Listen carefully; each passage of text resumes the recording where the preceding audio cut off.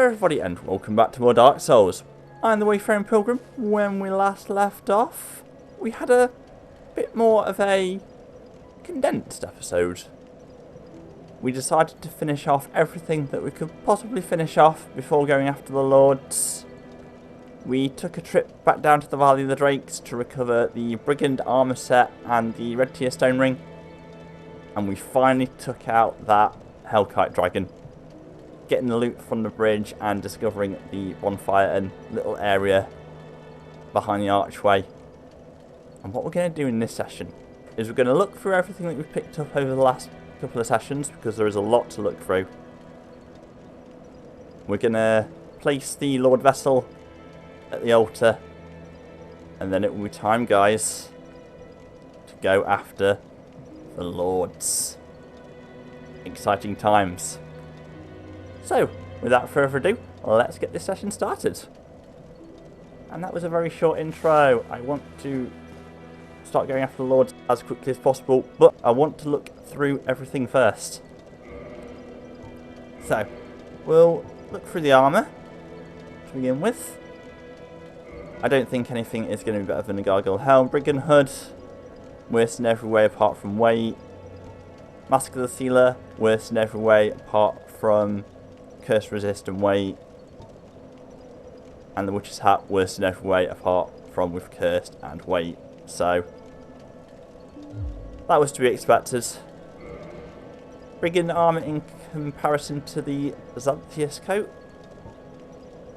worse in every way apart from with fire resistance and weight, which is to be expected. Crimson Robe isn't bad though. Better against thrust, fire, lightning and curse. Worst against strike, magic, bleed and poison. So, it's decent armour. By how much against bleed and poison? 1 against bleed and 8 against poison. And in terms of the defences against strike, 0.6 down, magic up by 4. I still think the Xanthus overcoat is the best all-round piece of armour. But look at this. The Witch's Cloak. Better in every way, apart from with durability and weight. That is going on straight away. I don't even care. Gloves. So, Brigand Gauntlets in comparison to the Xanthus gloves. Again, worse in every way apart from with fire and weight, to be expected. Crimson Gloves. Worse in every way apart from with curse and weight, pretty much to be expected. Witch's Gloves are slightly better. Better with fire, bleed, curse and weight, but worse in every other way, so I think we'll keep the Xanthus gloves on. Brigand Trousers in comparison to the waistcloth, worse in every way apart from with fire and weight, and I think it's a lot worse as well. Yeah, just look at the differences. Just look at physical defense, 14 in comparison to 32, so that's not happening. Crimson waistcloth is a little bit better. Better in fire, curse resist and weight. Worse in every other way, but it is better than what we've got there. Witch's skirt, again, about as bad as the Brigand stuff. Slightly better. Better in terms of fire, defense, bleed resist, curse resist and weight. So nothing really doing there. But the thing that worries me is the fashion. I don't like the yellow and black. It just doesn't work for me. So what I'm going to do, since the crimson waistcloth isn't that much worse, I'm going to wear that. That looks a lot better for me. Don't you think? I like it. The gloves are fine. I don't mind a little bit of yellow. I just didn't like the yellow waistcloth. So that's armour. In terms of weapons and shields and stuff, what did we pick up? Beatrice's Catalyst. Magical weapon, so not really that important to me. If you have high intelligence and good strength, might be something to think about. If you're a sorcerer, of course. And here, got good dexterity, strength and intelligence, might be worth using that as well. The physical attack actually isn't that bad. 190... No, 203. So that's better than what the Drake Sword originally was. So pretty good for a staff. Okay, Dragon Crest Shield, we'll look at that in a second. There's another sword we picked up. There's another two we picked up. A Straw Straight Sword. Now, this is actually a divine weapon. It's not great though, 130 damage. I'm not sure if that's better than the Ayato. What we got with the Ayato? 117 in terms of physical damage. Next to 130, so it's actually better. And if we decide to improve it, that might be something to think about if we need a divine weapon again. Claymore. Not bad, 167 damage, but it's a low level item. It was on the bridge where the Hellkite Drake was, after all. And yeah, you can only take the Hellkite Dragon down early if you actually know how to play this game. So it's alright for an early game weapon, but not in these times. And finally, Dragon Crest Shield. What's this like? I want to compare this to the Black Knight. I think I'm going to put the Silver Knight shield back on as well, actually. I said I wanted to use the Parrying Dagger, but last time I tried that, it didn't work. So, Dragon Crest Shield in comparison to the Black Knight. Worse in everywhere apart from durability and weight. Physical attack is at 75 next to 86. In comparison to the Silver Knight shield, better in terms of fire resistance, it actually isn't that much lower than the Black Knight one.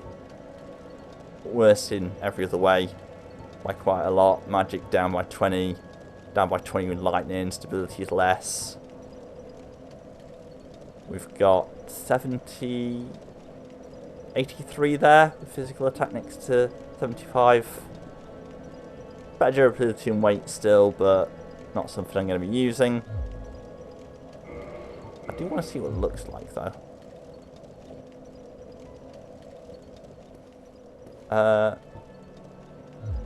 That's why it's not looking any different. I mean, it looks nice. There's no denying that. I can just get the light on it a bit. Looks nice and all, but not something that I am interested in. Okay. Is there anything else that I am missing? Red tier stone ring. Boost attack while HP is low, so it's basically like the blue tier stone ring, but with attack rather than defense.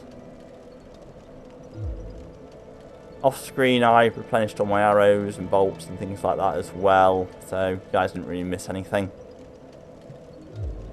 And yeah, I think that's all the stuff that we picked up.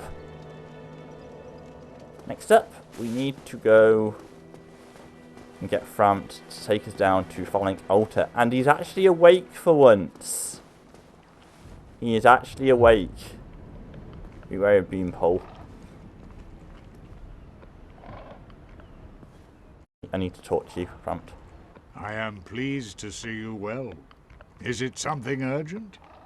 So, obviously, you guys missed the dialogue that I had with him when I first returned to him with the Lordvessel. But I can at least show you the cutscene if we just warp. Very well. Then stay still for a moment.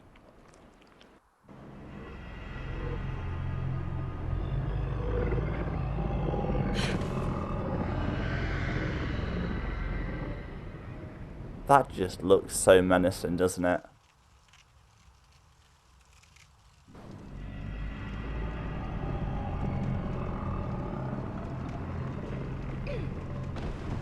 Cheers.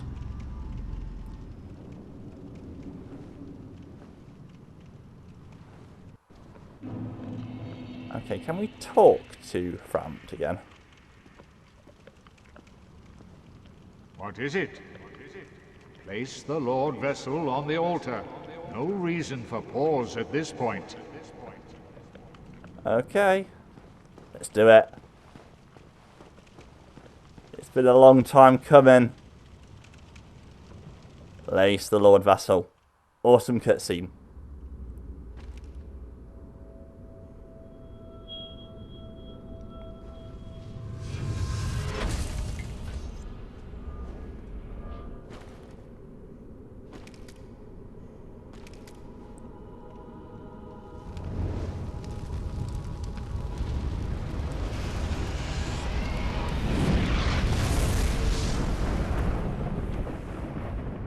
Oh, that's so cool! Damn!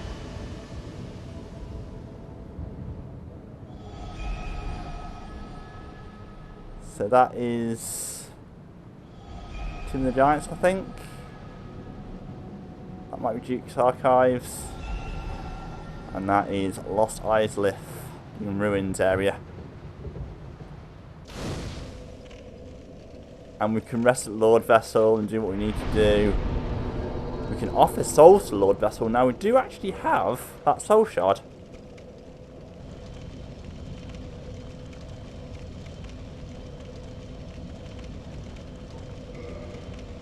No Lord souls to offer. So we gave in that bequeath soul shard. We need 2 of those. You get 1 from the 4 kings and 1 from one of the lords. Still level up and reinforce stuff and do what you need to do. Since we're here, I may as well deal with the bottomless box as well. Frampton can take us back up. He'll probably have something to say to us as well. So yeah, we'll just go through the bottomless box first. I actually need to access it. That might be a thing. Okay, so as you can see, I've still got a few souls to use, but I haven't got enough souls to level up even if I use them, so that's why I haven't used them yet. I mean, I could use these souls, but it doesn't feel right to use them. Okay, so just got my bows, my crossbow, a couple of shields. In terms of armour, I've just got this stuff I'm wearing. I need to put the Xanthus stuff away, I'll do that in a sec. Rings, kept my rings of sacrifice, flamestone plate, steel protection, ring of favour and protection, evil light and tiny beings ring. And I think that's everything. I've got poison and large arrows should I need them. Xanthus stuff back. I didn't think about that when I was putting stuff away. It's because the Xanthus stuff is so good. It's that fire resistance that really lets it down. That can go, still using the gloves. Alright, let's talk to Framt. Anything to say, buddy? Very well. As Kingseeker, I shall now instruct you, the Lord's successor, in your next task. To achieve your fate, fill the vessel with powerful souls, commensurate to the great soul of Gwyn. Scarce few possess such brilliant souls. Grave Lord Nito, the Witch of Izalith, the 4 kings of New Londo, who inherited the shards of Gwyn's soul, and Lord Gwyn's former confidant, Seath the Scaleless. All of their souls are required to satiate the Lordvessel. Are you ready? Then we shall return.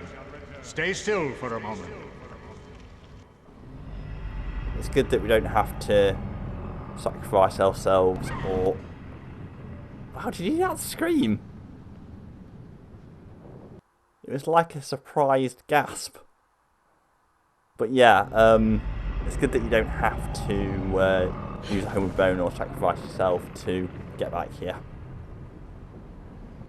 And there we go. Lordvessel place. The time has come to make our way down to the place that you guys voted for. In your infinite wisdom, you decided that I am to go down to the Tomb of the Giants first. So that's where we're going to go. I'm actually a little bit surprised at that result though. I didn't get a lot of votes on it, to be fair. But I was expecting people to vote Lost Isles Lifting Ruins. But, no, Tomb of the Giants, that's fine with me. I'm alright with that. So, to get down to the Tomb of the Giants, you need to work your way through the catacombs again. It's not as bad this time because you don't need to deal with necromancers. You don't need to worry about going down all the extra avenues. It's really quick to get there. What I might even do is I might just keep recording. Just to show you that it doesn't take very long to get back to where the Tomb of the Giants is, because it's right where Pinwheel is. We spent a long time in the catacombs, but it's really not that bad.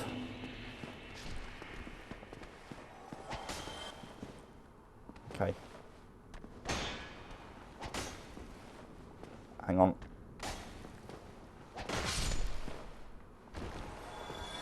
Come on then.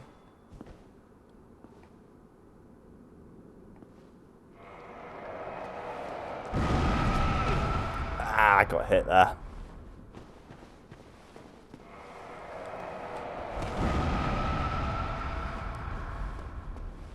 I don't think the other one's going to explode, so we can carry on.